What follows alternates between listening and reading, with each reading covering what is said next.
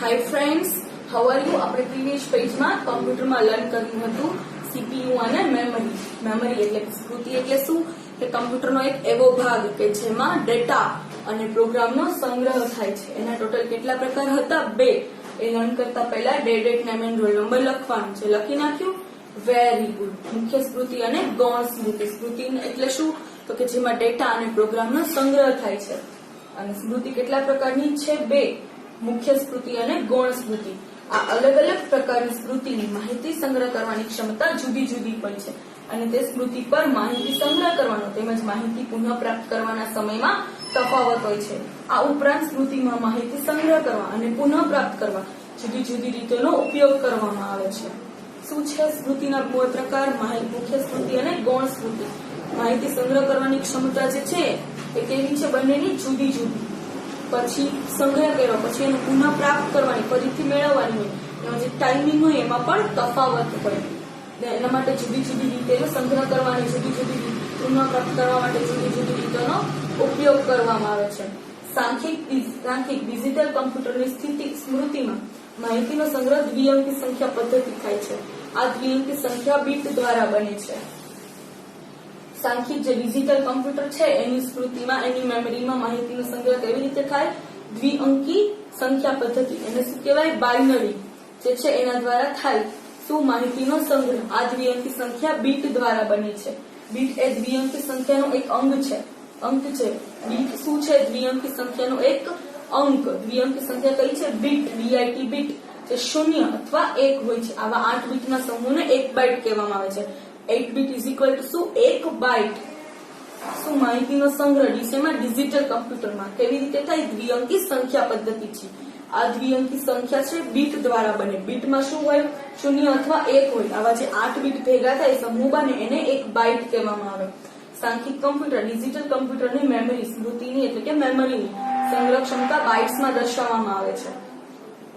1 byte is equal to કેટલા bit? 8 bit. અને એ શું છે? બીટ એ તો કે દ્વિઅંકી સંખ્યાનો એક અંક 0 અથવા 1 હોય. અને સ્મૃતિનો સંગ્રહ ડિજિટલ કમ્પ્યુટરમાં બાઇટ્સમાં દર્શાવવામાં આવે. તેનાથી મોટા એકમો જેવા કે kilobyte, KB, megabyte, MB, gigabyte, GB, terabyte, TB. આ માટેના રૂપાંતરણના સૂત્રો નીચે મુજબ છે. 1 કિલોબાઇટ એટલે કે 2^10 બાઇટ. મેગાબાઇટ એટલે 2^20 બાઇટ. ગીગાબાઇટ એટલે 2^30 બાઇટ. અને ટેરાબાઇટ એટલે 2^40 બાઇટ. 1 બાઇટ એટલે શું? તો કે 8 બીટ્સ. 8 બીટનો જે સમૂહ છે એને શું કહેવામાં આવે? 1 બાઇટ.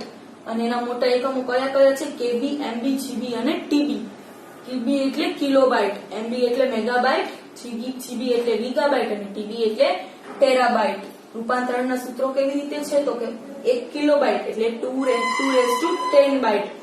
1 મેગાબાઇટ એટલે 2^20 બાઇટ. 1 ગીગાબાઇટ એટલે 2^30 બાઇટ અને 1 ટેરાબાઇટ એટલે 2^40 બાઇટ. પછી છે મુખ્ય સ્મૃતિ. મુખ્ય સ્મૃતિ એટલે પ્રાઇમરી મેમરી.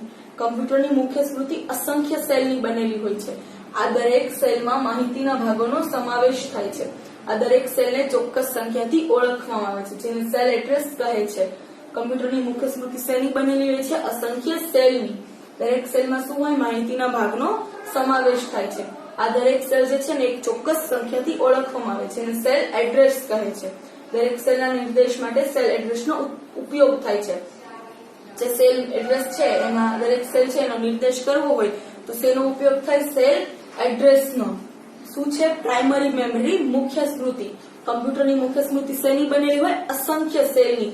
જેમાં એકની પણ અસંખ્ય સેલ હોય. દરેક સેલમાં શું હોય? ડેટા છે, માહિતી છે એના ભાગનો સમાવેશ થાય.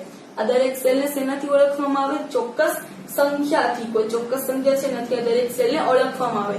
એને શું કહેવામાં આવે? Cell address. અને સેલ એડ્રેસ નો ઉપયોગ ક્યાં થાય? તો કે સેલના નિર્દેશન કરવા માટે. આમ આ દરેક સેલમાં રહેલી માહિતી અને સેલનું એડ્રેસ એ બંને અલગ બાબત છે. કોઈ ચોક્કસ સેલમાં માહિતીનો સંગ્રહ કરવા તેના સેલ એડ્રેસનો નિર્દેશ કરવો આવશ્યક છે. એ જ રીતે કોઈ પણ સેલમાંથી માહિતી વાંચવા જે તે સેલનું એડ્રેસ જણાવવું પડે છે. શું છે? તો કે દરેક સેલમાં સેલની માહિતી અને સેલનું એડ્રેસ એ બંને અલગ છે, સરખું નથી. પણ શું છે? તો કે કોઈ ચોક્કસ સેલમાં માહિતીનો સંગ્રહ કરવો છે, કોઈ ચોક્કસ સેલ છે એમાં શું કરવું છે, માહિતીનો સંગ્રહ કરવો છે, તો શું કરવું આવશ્યક છે, તેના સેલનો નિર્દેશ કરવો. એ જ રીતે કોઈ પણ સેલમાંથી માહિતી વાંચવા છે તે સેલનું એડ્રેસ જણાવવું પડે છે. હવે મુખ્ય સ્મૃતિના પણ બે પ્રકાર છે. મેમરીના ટોટલ બે પ્રકાર, મુખ્ય સ્મૃતિ અને ગૌણ સ્મૃતિ. મુખ્ય સ્મૃતિના પણ મુખ્ય બે પ્રકાર છે. રેમ, રેન્ડમ એક્સેસ મેમરી, અને બીજું શું છે, રોમ, રીડ ઓનલી મેમરી. રેમ એટલે શું? Random access memory. આ મુખ્ય સ્મૃતિની રચના એવી હોય છે કે જેથી સેલમાં માહિતીનો સંગ્રહ તથા પુનઃપ્રાપ્તિના સમય કે સેલના એડ્રેસ સાથે કોઈ સંબંધ ધરાવતી નથી. આ પ્રકારની સ્મૃતિને રેમ, રેન્ડમ એક્સેસ મેમરી કહેવામાં આવે છે. આ મુખ્ય સ્મૃતિની રચના કેવી હોય તો કે માહિતીનો સંગ્રહ કે પુનઃપ્રાપ્તિનો સમય કે સેલના એડ્રેસ, આપણે જે જોયું કે સેલમાં માહિતી મેળવવી હોય કે નવી માહિતી એન્ટર કરવી હોય તો સેલનો એડ્રેસની જરૂર પડે, પણ આ કેવું છે તો કે એમાં માહિતીનો સંગ્રહ, પુનઃપ્રાપ્તિનો સમય કે સેલના એડ્રેસ સાથે કોઈ પણ પ્રકારનો સંબંધ ધરાવતી નથી. એને શું કહેવામાં આવે? Random access memory. હાલના આધુનિક કમ્પ્યુટરમાં સંકલિત સર્કિટ ચિપ્સના સમૂહ સ્વરૂપે રેમ ઉપલબ્ધ છે. અત્યારે આધુનિક કમ્પ્યુટર છે એમાં રેમ કેવી રીતે જોવા મળે તો કે સંકલિત સર્કિટ ચિપ્સના સમૂહ સ્વરૂપે રેમ ઉપલબ્ધ છે. રેમ પ્રકારની સ્મૃતિમાં સંગ્રહ કરેલ માહિતી કમ્પ્યુટરનો વીજ પ્રવાહ બંધ કરતા નાશ પામે છે.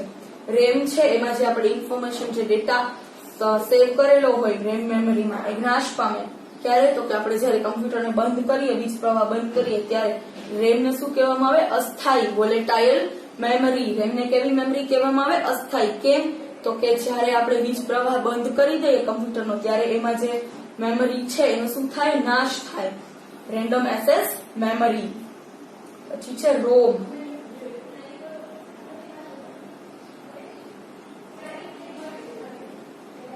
આ મુખ્ય સ્મૃતિની રચના જેવી હોય છે કે જેના દ્વારા માહિતીને માત્ર વાંચી જ શકાય છે. માટે આ પ્રકારની સ્મૃતિને શું કહેવાય? રોમ, રીડ ઓનલી મેમરી. કેવી રચના હોય તો કે માત્ર આપણે જે ડેટા છે એને આપણે રીડ જ કરી શકીએ, એને શું કહેવામાં આવે?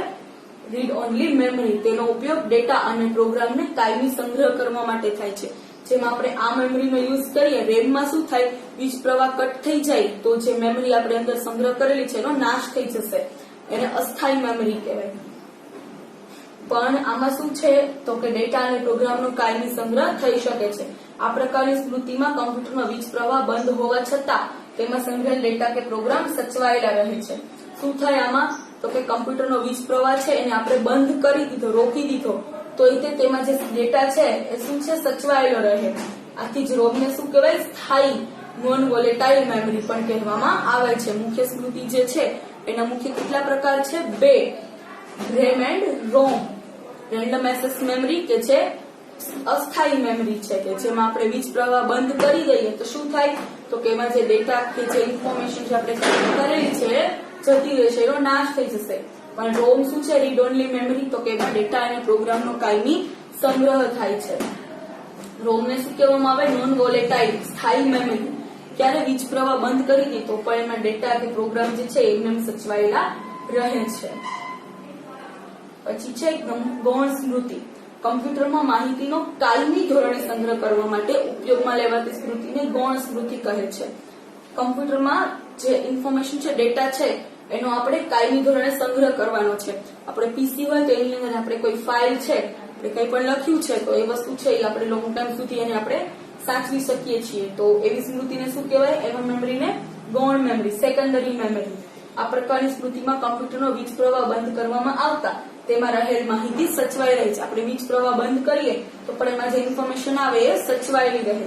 આ ઉપરાંત આ પ્રકારની સ્મૃતિ કેવી છે? કિંમતમાં સસ્તી. તેથી વધારે પ્રમાણમાં ખરીદી કરીને વિપુલ પ્રમાણમાં માહિતીને સંગ્રહી શકાય છે. આપણે વધારે પ્રમાણમાં એકદમ સસ્તી છે એટલે વધારે પ્રમાણમાં આપણે એનો સંગ્રહ કરી અને એના માહિતીને સંગ્રહી શકાય છે. શું છે ગૌણ સ્મૃતિ? તો કે આપણે જે ડેટા છે એને આપણે કાયમી ધોરણે સંગ્રહ કરવા માટે આપણે આ સ્મૃતિનો ઉપયોગ કરી શકીએ છીએ. વધારે પ્રમાણમાં સસ્તી છે એટલે આપણે એનો વધારે પ્રમાણમાં સંગ્રહ કરી શકીએ છીએ. Okay, thank you.